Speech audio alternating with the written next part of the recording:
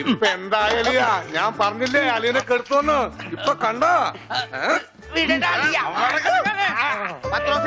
Money order പിടിച്ചേക്കുന്ന പോലെ പിടിച്ചേക്കണം. ഇത് ലസ്യോണ് കേട്ടാ. എന്ത് മത്സ്യം? മത്സ്യോന്റെ നസ്യോണെന്ന്. ഇതിങ്ങനെ മൂക്കിലെ കുമുതിക്കേറ്റും കേട്ടോ കൊണ്ടുവരാനെ.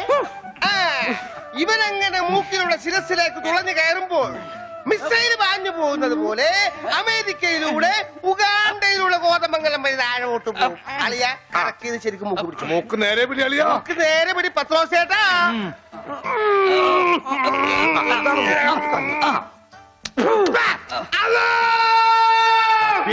ബാങ്ക് കൊടുക്കുന്നത് പിന്നെ ശിരസി കയറിയ പള്ളി പണി അടിക്കാൻ പറ്റുവാടാ. അല്ലോ ഇരിക്കൂ, സമാധാനമായിരിക്കൂ. അതൊന്നും കേട്ട് പേടിക്കണ്ട, നസ്യം ചെയ്യുന്നതാണ്. സാധാരണ ഈ ഷോക്ക് ട്രീറ്റ്മെന്റ് കൊടുക്കുന്നതിന് പകരം ആയുർവേദത്തിലുള്ള ഒരു പ്രയോഗമാണ് നസ്യം.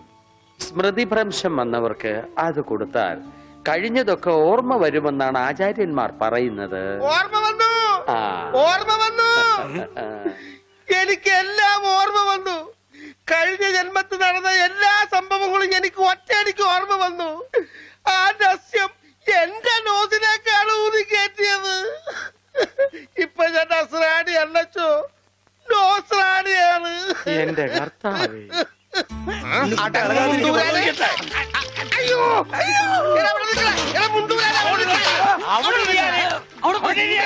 ഇരിക്കടാ അവിടെ, ഇരിക്കുക. 101 കുടം വെള്ളം കോരി തലയിലോട്ട് ഈ കിണറ്റിലെ മുഴുവൻ വെള്ളം എന്റെ തലയിൽ ഒഴിക്കാൻ പോവാണ്. മിണ്ടരുത്. എന്നാ പിന്നെ ഞാൻ ഈ കിണറ്റിലിറങ്ങി കിടന്നാ പോരെ? ഈ കിണറിന്റെ ആഴം എത്രയാണെന്ന് അറിയാമോ നിനക്ക്? ഇല്ല, അച്ഛൻ പോയി നോക്കിട്ട് വാ. നോക്കിയിട്ട് വന്നാ കുളിക്കുമോ? കുളിക്കാം. നോക്കാം. ഏകദേശം നല്ല ആഴമുണ്ട്.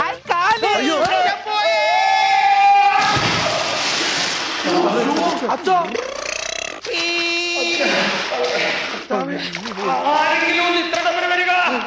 അയ്യോ,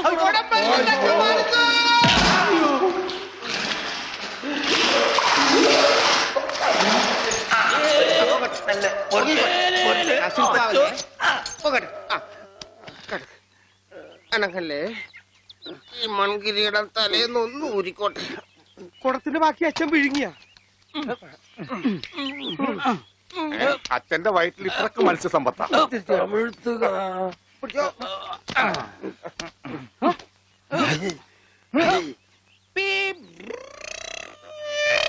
ഇവൻ അങ്ങടെ ഈ ബാണം വിട്ട പോലെ ഓടണം. ആരുടെയെങ്കിലും മുണ്ടരിക്കാനാവും. അവൻ പഞ്ചവർണ്ണത്തിന്റെ മുണ്ടു പറിക്കാൻ പോകും.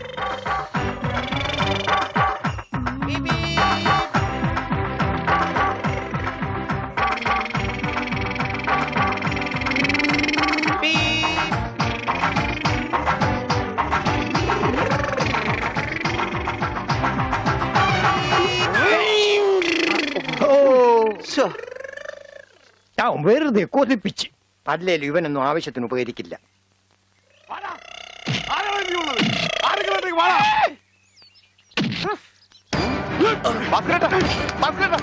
എന്താ ഈ കാണിക്കുന്നത്?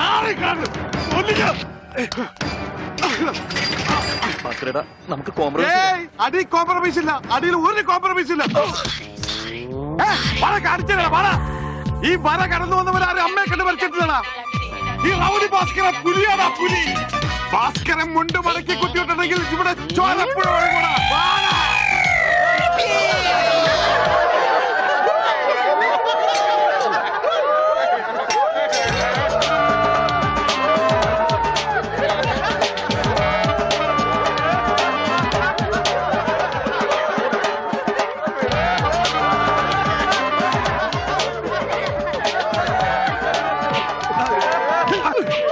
നമുക്ക് കോംപ്രമൈസ് ചെയ്യാം. അടിയിൽ കോംപ്രമൈസ് ഇല്ല ചേട്ടാ. എന്റെ അടിയിൽ കോംപ്രമൈസ് ഇല്ലെന്നാ പറഞ്ഞത്.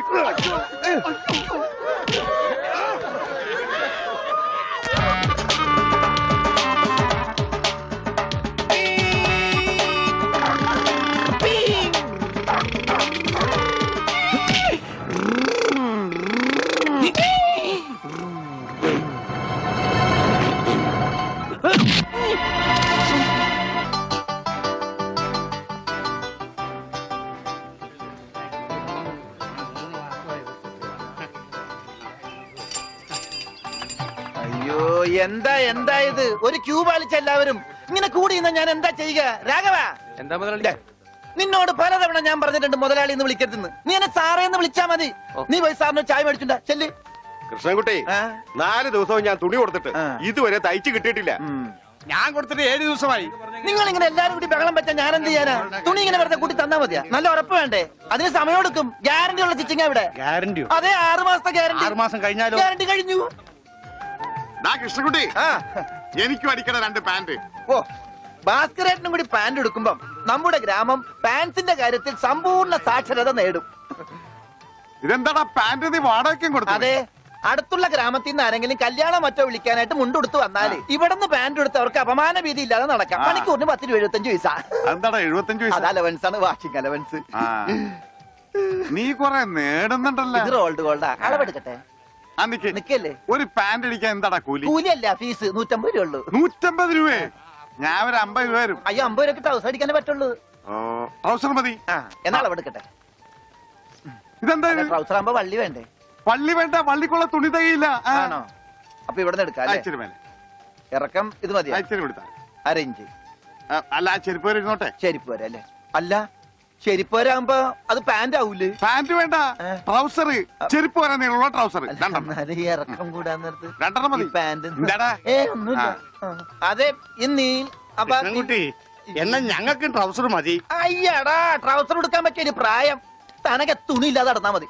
പണ്ടാരും ചെയ്യും. ഞാൻ പച്ച തുണിയാ കൊടുത്തത്. ഞാൻ നീലയാ കൊടുത്തത്. ഞങ്ങളുടെ കാല് തിരിഞ്ഞു പോയി. തല തിരിഞ്ഞു പോയെന്ന് കേട്ടിട്ടുണ്ട്. കാല തിരിഞ്ഞു പോയെന്ന് ആദ്യമായിട്ട് കേൾക്കുക. പല ഡോക്ടറെ കൂടെ കാണിക്കണോ? ഡോക്ടറെ കാണേണ്ട നീ ഞങ്ങളുടെ കാല് മര്യാദക്ക് മാറ്റി വെച്ചതാ. എവിടെ മാറിപ്പോയെന്നാണ് ഈ പറയണത്? തന്റെ പാന്റിന്റെ കളർ എന്താ? നീല. ഇങ്ങനെ നീങ്ങിന്നേ. ഇത് നീലയായില്ലേ? തനിപ്പുറത്ത് വന്നേ. പുറത്ത് വാടോ. വെളിച്ചപ്പാടിന്റെ പാന്റിന്റെ കളർ എന്താ? പച്ച. പച്ചയല്ലേ 2 കാലും? എന്താ പറയണം? നടക്കുമ്പോ അങ്ങനെ അഡ്ജസ്റ്റ് ചെയ്താ പോരെ? ശരിയാ. ആ, പോ ചെല്ല്. മിസ്റ്റർ പ്രഭാകർ, നിന്റെ ആന ഒരു ദിവസത്തേക്ക് വേണ്ടി വരും എനിക്ക്. എന്റെ പുതിയ കടയുടെ ഉദ്ഘാടനത്തിനാ. ഈ ആന ഉദ്ഘാടനം ഒന്നും ചെയ്യില്ലേ?